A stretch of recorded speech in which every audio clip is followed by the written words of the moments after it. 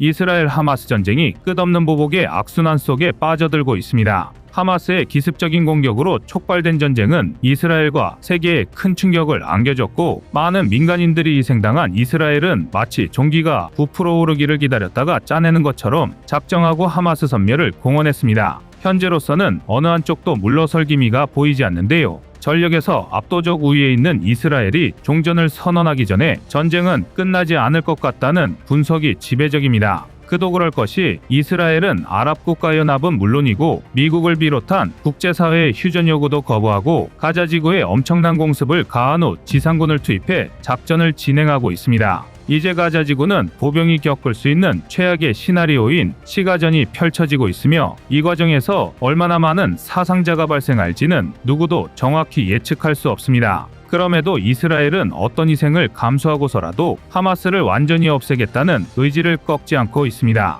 또한 이스라엘은 이번 전쟁을 촉발시킨 계기가 된 이스라엘 민간인 학살을 계획하고 주도한 하마스 지도자를 암살할 부대까지 조직했습니다. 거기다 이스라엘군이 가자 지구의 시가전에서 가장 크게 우려를 하고 있는 것은 엄청난 규모의 땅굴인데요. 이 땅굴을 무력화시킬 대비책도 마련해 두었습니다. 그런데 이스라엘이 준비한 땅굴 무력화 전술은 대한민국에게서 힌트를 얻은 것이라고 합니다. 이스라엘 현지 매체 하레츠와 미국 월스트리트 저널 등은 이스라엘군 대변인 다니엘 하가리 소장이 브리핑에서 테러 조직 하마스의 진원지인 가자시티 포위를 완료했다고 한 발표를 보도했습니다. 이어서 하가리 소장은 이스라엘군의 기갑부대와 보병 및 공군이 하마스의 전초기지와 본부, 그 밖에 테러 기반 시설을 추가 공격했다며 근접전에서 하마스 대원들을 제거하고 있다고 설명했습니다. 그는 또 휴전은 현재 논의되지 않고 있다고 단호하게 강조했습니다. 앞서 이날 오후 이스라엘군은 가자 지구를 둘러싸고 육지와 해상, 공중에서 하마스의 지휘통제소 등을 향해 대규모 공격을 퍼부어 무장 조직원 130여 명을 제거했다고 밝혔습니다.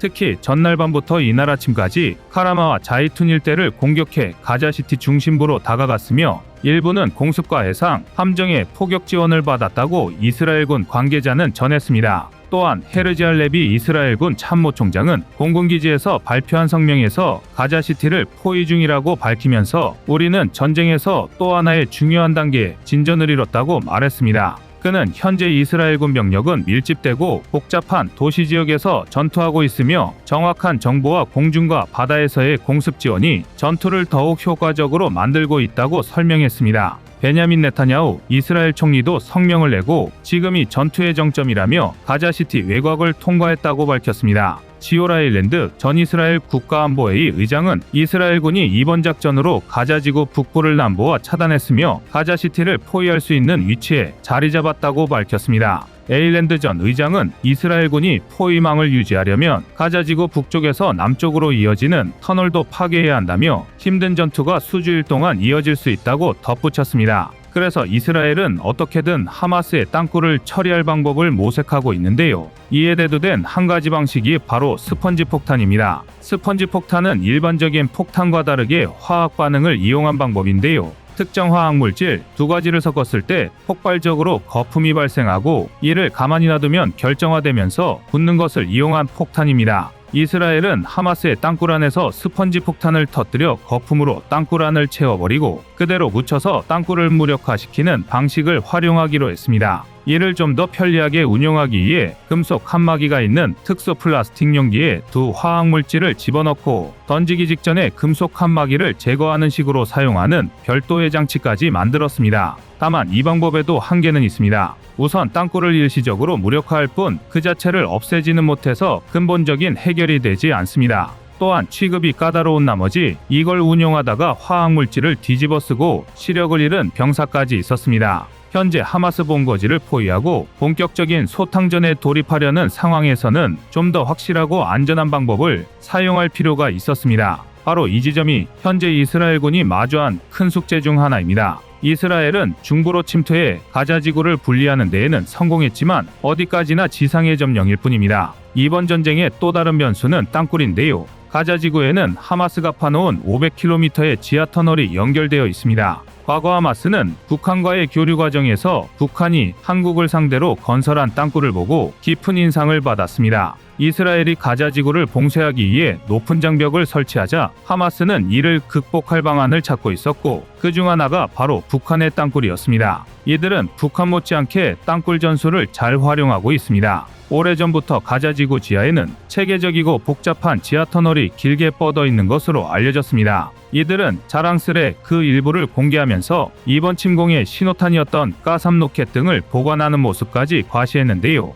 이스라엘 입장에서는 골치가 이만저만 아픈 것이 아닙니다. 지상을 점령했다고 한들 하마스가 언제 땅굴에서 튀어나와 게릴라 전술을 펼치고 사라질지 알 수 없는 노릇이기 때문입니다. 하마스를 완전히 소탕하기 위해서 가자지구를 분리했어도 땅굴이 건재한 상황에서는 제대로 된 전술을 펼치기가 어렵습니다. 하마스 주요 인물들이 땅굴을 통해 포위된 가자지구를 빠져나가 버리면 이번 대규모 지상작전 역시도 큰 소득을 얻기는 힘들 수 있습니다. 그래서 이스라엘이 선택한 것이 열압력탄입니다. 열압력탄은 폭발 작동 방식의 화약이 아닌 가연성 기체를 이용합니다. 목표물에 근접하거나 접촉하면 내부에 저장하고 있던 가연성 기체를 흩뿌리는데 이 분무원이 수십에서 수백이 박미터에 달합니다. 끝이 이 분무원에서 개방 공간 증기온 폭발이라는 현상이 일어나는데, 이 과정에서 일반적인 폭탄과는 달리 순식간에 화구를 형성하며 주변으로 고압의 충격파를 방출합니다. 이 충격파가 매우 강력해서 열압력탄은 구조물 파괴에 최적화되어 있는 걸로 알려져 있습니다. 우리가 아는 상식과 다르게 철근 콘크리트로 만들어진 구조물은 일반적인 폭발에는 의외로 강한 편입니다. 일본 히로시마에 떨어진 핵폭탄의 폭발을 견딘 건물들의 사례를 보면 철근 콘크리트 구조물을 폭탄으로 제거하는 게 그리 쉬운 일이 아니라는 걸 알 수 있습니다. 하지만 열압력탄이 등장한다면 이야기가 달라집니다. 열압력탄이 만들어내는 순간적인 폭풍과 충격파에 벙커조차도 산산조각 낼 수 있습니다. 당연히 땅굴 역시 열압력탄이 날아오면 꼼짝없이 무너지게 됩니다. 그리고 이와 관련된 연구는 다름 아닌 한국에서 매우 많이 이루어지고 있습니다. 땅굴의 원조인 북한을 상대하고 있기 때문인데요. 한국은 땅굴에 대한 대응책으로 각가지 유형의 열압력탄을 운용하고 있으며 다연장 로켓, 포탄, 수류탄, 유탄, 대전차 로켓탄 등 개인화기부터 군단급 화기까지 다양한 투발 수단을 갖추고 있습니다. 그래서 유사시의 땅굴 등 지하시설을 목표로 한 열압력탄 공격 노하우는 한국을 따라올 나라가 없습니다. 이스라엘이 하마스의 땅굴에 대처하기 위해 열압력탄을 꺼내든 것도 한국의 사례를 본받은 것으로 보입니다. 북한에게서 땅굴 건설 기술을 배워온 하마스를 잡는 데에는 한국의 열압력탄 전술만한 게 없다고 판단한 셈입니다. 이게 다가 아닙니다.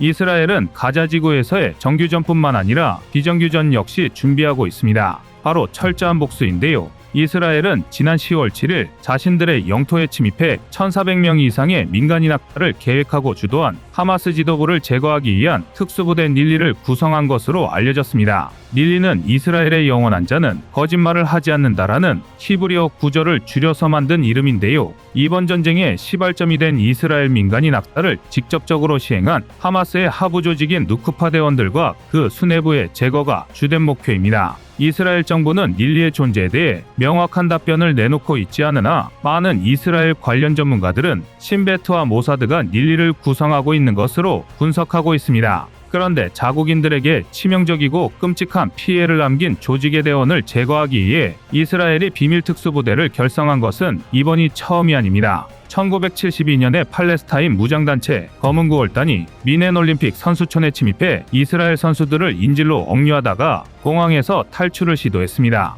그러나 당시 서독이었던 독일 경찰의 어설픈 진압작전 때문에 인질이 모두 희생되는 대참사가 벌어지기도 했습니다. 이후 이스라엘의 정보부 모사드는 신의 분노라는 작전명으로 미넨 참사에 관련된 검은 9월단 조직원들을 집요하게 추적하여 제거했습니다. 그렇다면 닐리의 최우선 목표를 알아볼 필요가 있을 것 같습니다. 전문가들의 분석에 의하면 2명으로 좁혀지는데요. 하마스 창립 멤버 중 한 명이자 가자지구 정치 지도자인 야히와 시나르와 하마스의 최정예 군사 조직 알카삼 여단의 최고 지도자 엘데이프입니다. 시나르는 과거 이스라엘군 2명을 살해한 혐의로 4년간 수감된 적도 있는데요. 이스라엘군 대변인은 지난 14일 시나르를 향해 죽은 목숨이나 마찬가지라며 무시무시한 경고를 날리기도 했습니다. 그런가 하면 엘데이프는 세계 최고의 정보기관이라고 일컬어지는 모사드조차도 많은 정보를 갖고 있지 않을 만큼 철저히 베일에 가려진 인물입니다. 신원 노출을 극도로 꺼려 팔레스타인인들은 그를 유령이라고 부를 정도입니다. 데이프는 20년 넘게 단 하루도 같은 곳에 머물지 않았고 휴대전화도 사용하지 않은 것으로 알려졌습니다. 이스라엘은 수많은 테러를 지휘하고 하마스를 위협적인 군사조직으로 성장시킨 데이프를 제거하기 위해 최소 7차례 암살을 시도했습니다. 데이프를 제거하려는 이스라엘의 공격에 의해 데이프는 아내와 아들, 딸을 잃었고 자신도 팔과 다리, 눈을 잃으며 죽음 직전까지 갔지만 살아남았습니다. 그러나 신의 분노 작전을 성공시킨 모사드와 이스라엘 국내 방첩 비밀경호로 명성이 높은 신베트가 모여 닐리를 조직해 이들을 제거하기로 결정했다면 이스라엘군 대변인의 말처럼 이미 죽은 목숨일지도 모르겠습니다. 현재 이스라엘 하마스 전쟁이 평화적으로 해결되기는 어려운 상황인데요. 이스라엘과 비슷한 안보 상황에 놓인 대한민국으로서는 북한과 연계된 하마스의 전술과 이를 타파하는 이스라엘의 사례를 주의 깊게 지켜볼 필요가 있을 것 같습니다. 이상 꺼리튜브의 두 번째 미션이었습니다.